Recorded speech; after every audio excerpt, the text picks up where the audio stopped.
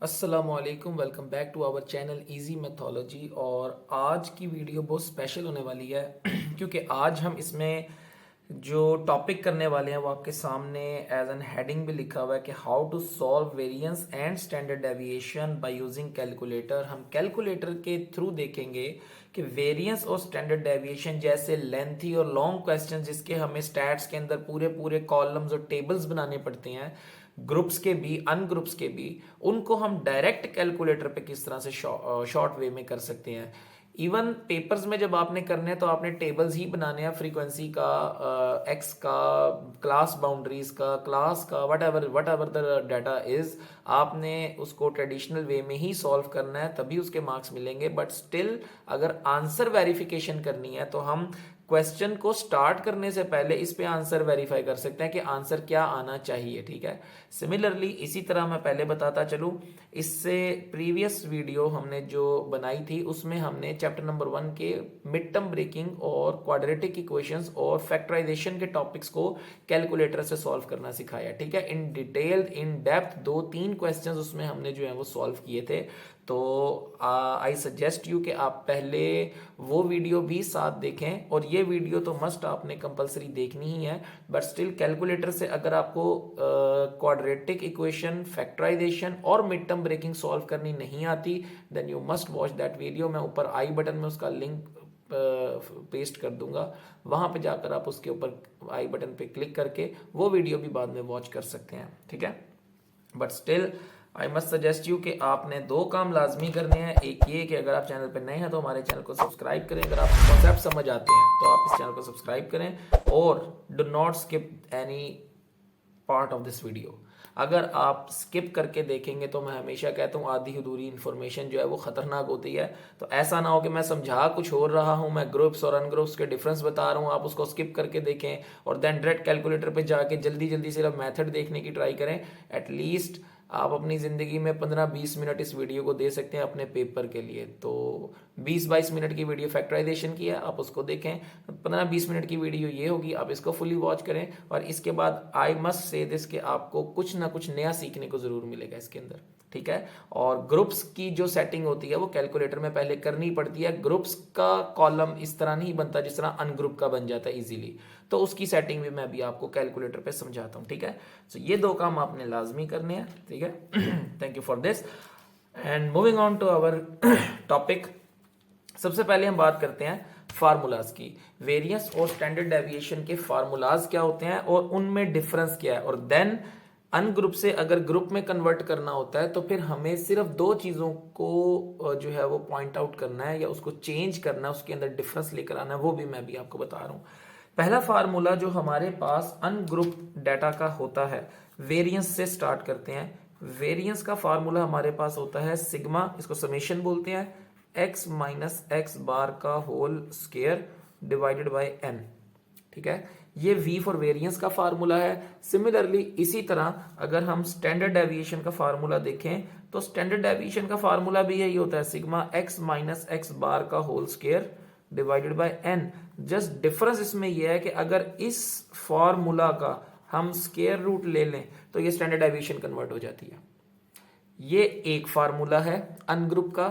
Ungroup के एक formula और है, वेरिएंस और स्टैंडर्ड डेविएशन का ही है, लेकिन फार्मूले में थोड़ा सा चेंज है। फार्मूला ये है कि sigma x square over n, sigma x square over n minus sigma x over n का होल स्क्वायर, ये भी स्टैंडर्ड डेविएशन का ही फार्मूला है। Sigma x square over n minus sigma x over n और उसका होल स्क्वायर।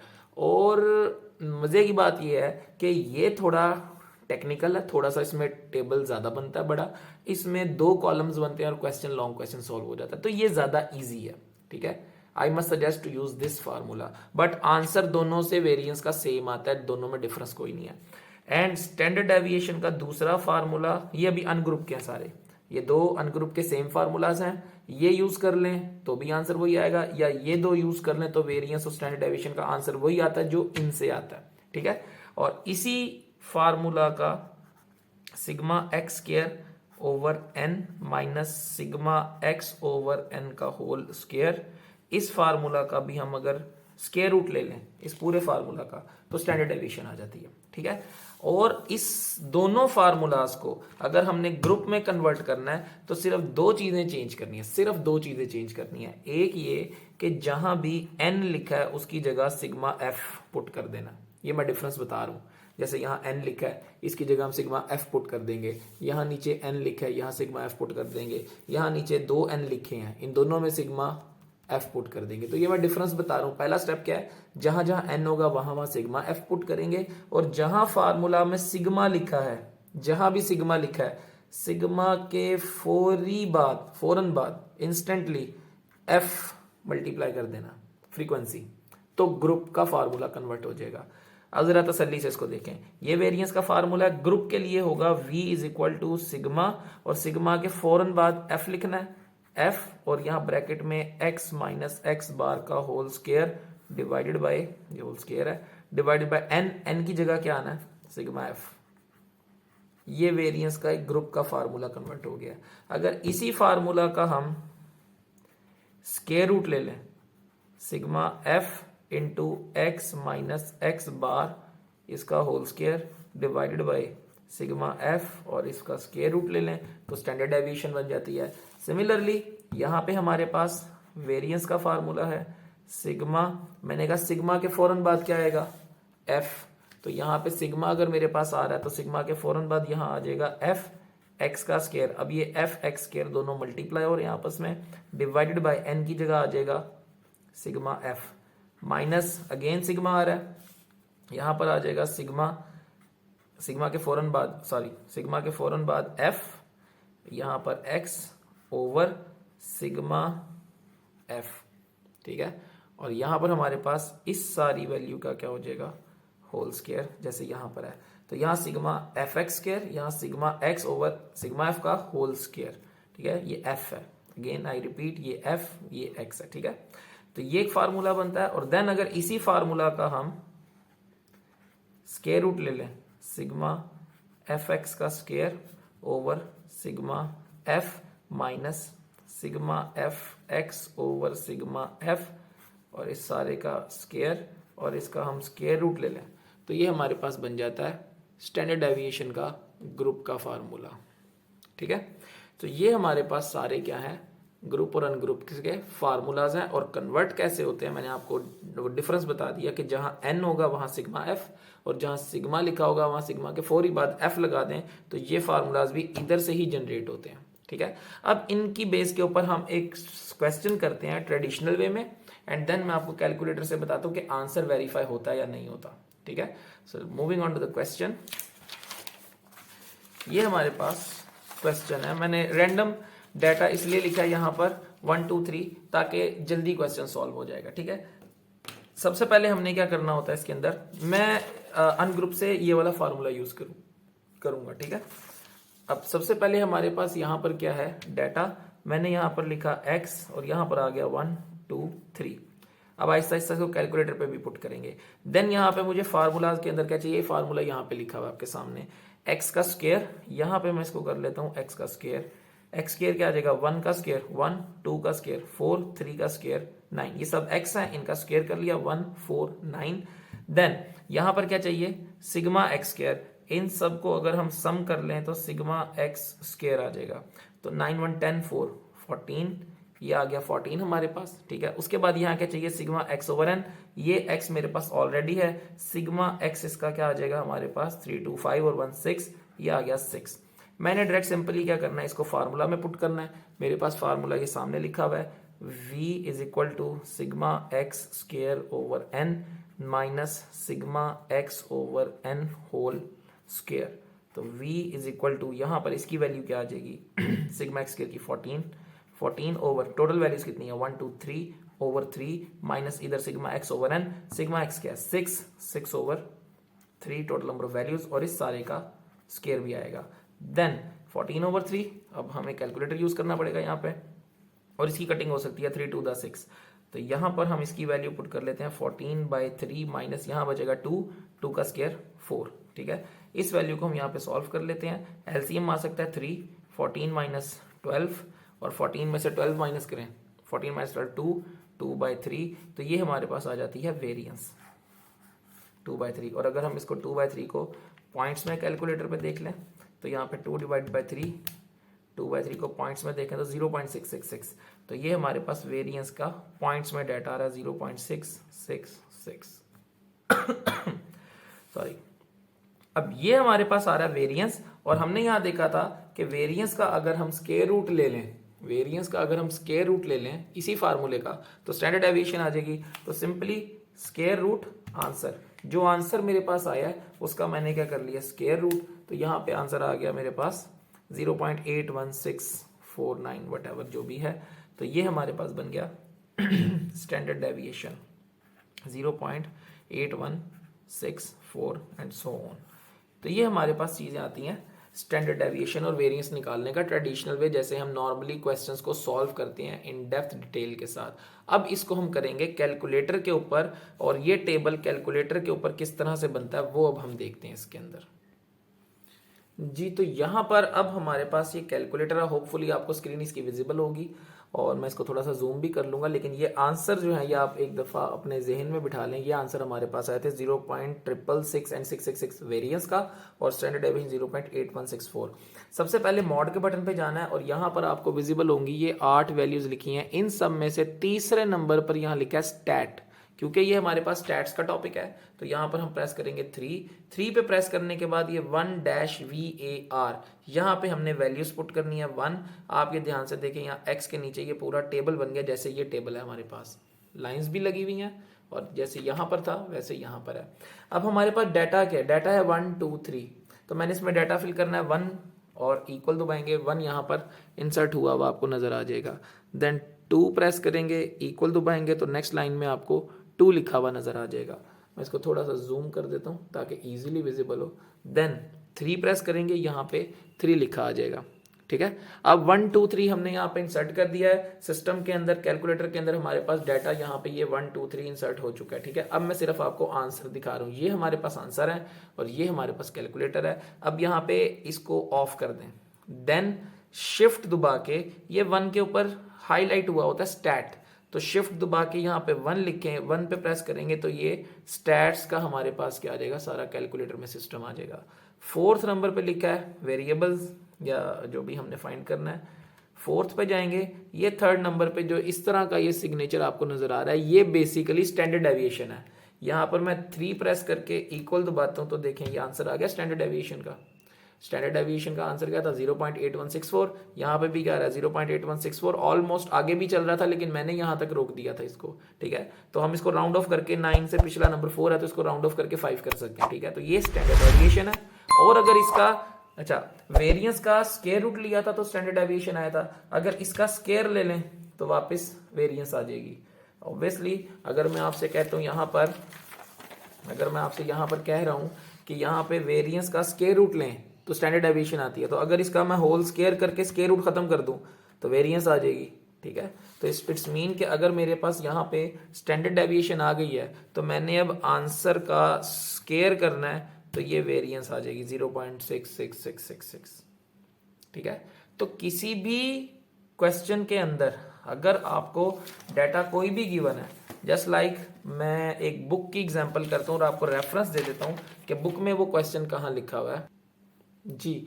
तो book की रेफरेंस मैं आपको दे रहा हूँ, पेज नंबर 138, 10th क्लास की बुक में पेज नंबर 138 एग्जाम्पल नंबर 3 में आपके पास कुछ डाटा गिवन है, स्टूडेंट के मार्क्स गिवन है आपको, ठीक है। मैं उस क्वेश्चन को इधर आपको सॉल्व करके दिखा रहा हूँ। यहाँ पे सबसे पहले मॉड पे जाएंगे, स्टैट्स पे जाएंगे और 1 पेज के अंदर हम डाटा को फिल करेंगे, ठीक है। अब जो डाटा हमारे पास है, डाटा, ठीक है, उसमें हमारे पास स्टूडेंट्स के जो मार्क्स हैं वो सबसे पहले आप बुक अपनी ओपन कर लें। बुक के ऊपर हमारे पास डाटा गिवन है, मैं यहाँ पर लिख भी देता हूँ साइड पर। जी, तो ये डाटा हमारे पास है, ये मैंने यहाँ मेंशन कर दिया है। 60 एक स्टूडेंट के 60 मार्क्स है, 70 30 90 80 42 आपको क्वेश्चन भी मिल जाएगा, यहाँ पे मैंने रेफरेंस दे दिया है। अब मैं इसके अंदर डाटा फिल करने लगूँ। दोबारा मैं बता दूं, मॉड पे जाके 3 पे जाके 1 पे जाना है, ये हमारे पास कॉलम आ जाएगा। इस कॉलम में सबसे पहले पुट करना है 60, यहाँ पे मैं 60 लिख के इक्वल दबाऊंगा 60 और इक्वल डाटा फिल हो जाएगा। उसके बाद है 70 लिख के इक्वल दबाएंगे, उसके बाद 30 इक्वल, उसके बाद 90 इक्वल, 80 इक्वल और लास्ट 42 इक्वल। अब ये डाटा सारा मेरे पास फिल हो गया है। डाटा फिल करने के बाद ये ए सी का बटन करके आपने ऑल क्लियर, ये basically A C stands for all clear, all clear करके शिफ्ट दबा के 1 पे जाना है, स्टैट्स की ऑप्शन में 4 पर आना है और ये स्टैंडर्ड डेविएशन है। 3 प्रेस करेंगे, इक्वल प्रेस करेंगे तो ये 20.81 इसका स्टैंडर्ड डेविएशन का आंसर आ जाएगा। So have you seen this? This is so much easy, this is so easy. अब पूरा क्वेश्चन करने से पहले आंसर देख सकते हैं क्या आ सकता है, और यही आंसर पूरा क्वेश्चन, लॉन्ग क्वेश्चन सॉल्व करने के बाद आना चाहिए। अगर ना आए, it's mean your answer is wrong, तो बोर्ड में उसके नंबर नहीं मिलेंगे आपको। और स्टिल स्टैंडर्ड डेविएशन आ गया, इससे अगर वेरिएंस निकालनी है तो जो आंसर आया उसका कर लेंगे स्क्वायर, तो हमारे पास ये वेरिएंस का आंसर आ जाएगा 433.33। दैट्स इट, इतना सा क्वेश्चन है। और ये आप यहाँ रेफरेंस में आपको दे दिया है बुक के पेज नंबर 138 पे, क्लास 10th की, ठीक है, Punjab text book board class 10th page number 138 example number 3 का ये क्वेश्चन अनग्रुप डाटा से सॉल्व हुआ हुआ, ठीक है। मैंने यहाँ पर आपको डायरेक्ट कैलकुलेटर से कर दिया है। अब एक क्वेश्चन हम ग्रुप से भी करके देखते हैं। ग्रुप में बेसिकली फ्रीक्वेंसी आ जाती है, जैसे आपको यहाँ पे पता है, ये चीजें तो होगी हमारे पास डन। अब हमारे पास ग्रुप में आ जाती है फ्रीक्वेंसी, यहाँ पे फ्रीक्वेंसी ऐड है। तो फ्रीक्वेंसी का अगर हम देखें तो हमारे पास कॉलम नहीं है। हम यहाँ पर जब भी बात करते हैं स्टैट्स पे जाके 1 पे, तो यहाँ हमारे पास एक कॉलम है, यहाँ दूसरा कॉलम फ्रीक्वेंसी एफ का होना चाहिए। जैसे हम क्वेश्चन सॉल्व करेंगे तो एक कॉलम एक्स का, एक कॉलम एफ का एंड सो ऑन। तो यहाँ 2 कॉलम नहीं है। अब इन 2 कॉलम्स को लाने का तरीका क्या है, तरीका इसको समझे, ठीक है।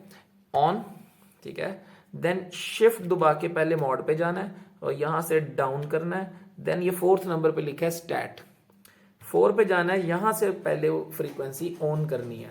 अभी हमारी फ्रीक्वेंसी बाय डिफॉल्ट ऑफ है, तो यहाँ 1 प्रेस करके फ्रीक्वेंसी ऑन, देन जब मैं मॉड पे जाऊंगा, स्टैट पे जाऊंगा और 1 पे जाऊंगा, तो यहाँ ऑटोमेटिकली एक्स के साथ फ्रीक्वेंसी आ जाएगी, ठीक है। ये सिंपलेस्ट वे है इसको सॉल्व करने का।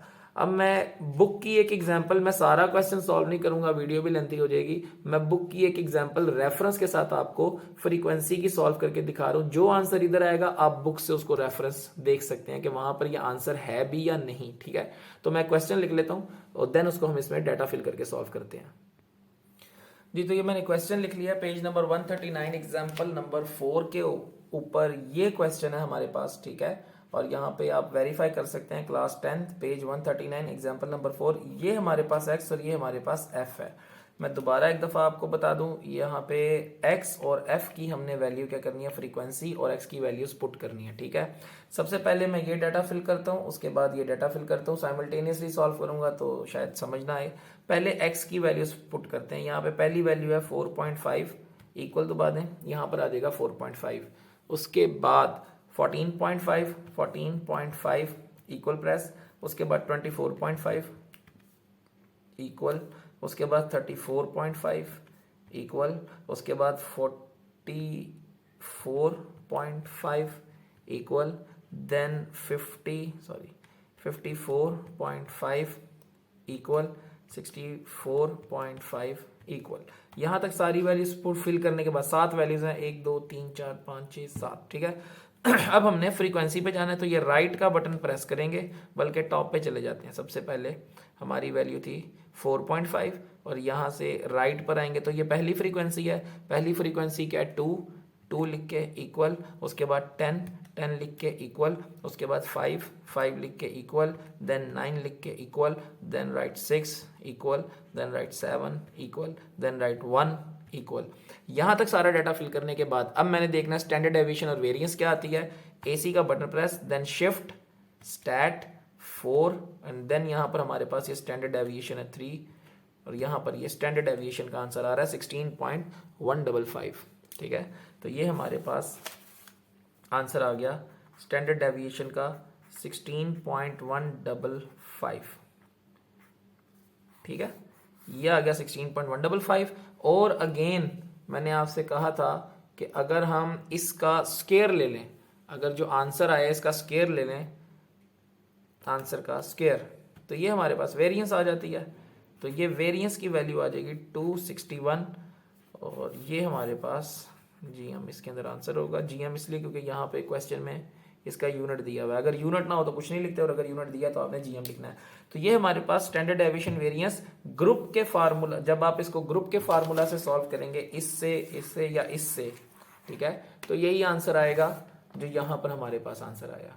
ठीक है, तो यही आंसर हमारे पास किससे भी वेरीफाइड होते हैं, ट्रेडिशनल वे से। प्लस अगर लॉन्ग क्वेश्चन बोर्ड में आता है तो हम उसको पहले ही देख सकते हैं कि आंसर क्या आना चाहिए और देन आप अपने क्वेश्चन को स्टार्ट करें ताकि आंसर कम से कम खराब ना हो। आंसर मिनिमम सही होना चाहिए आपका। मेथड बेशक थोड़ा बहुत हम आगे पीछे कर सकते हैं, बट स्टिल पहली प्रेफरेंस ये होनी चाहिए कि क्वेश्चन सही हो। लेकिन अगर क्वेश्चन सही नहीं होता तो एटलीस्ट आपको आंसर पता है क्या आना चाहिए, आप आंसर उसका सही लिख सकते हैं। ठीक है, so this is all about standard deviation and variance. Hope you like the video. So thank you so very much. और नेक्स्ट वीडियो में इंशाल्लाह आपसे मुलाकात होगी। तब तक के लिए अल्लाह हाफिज़।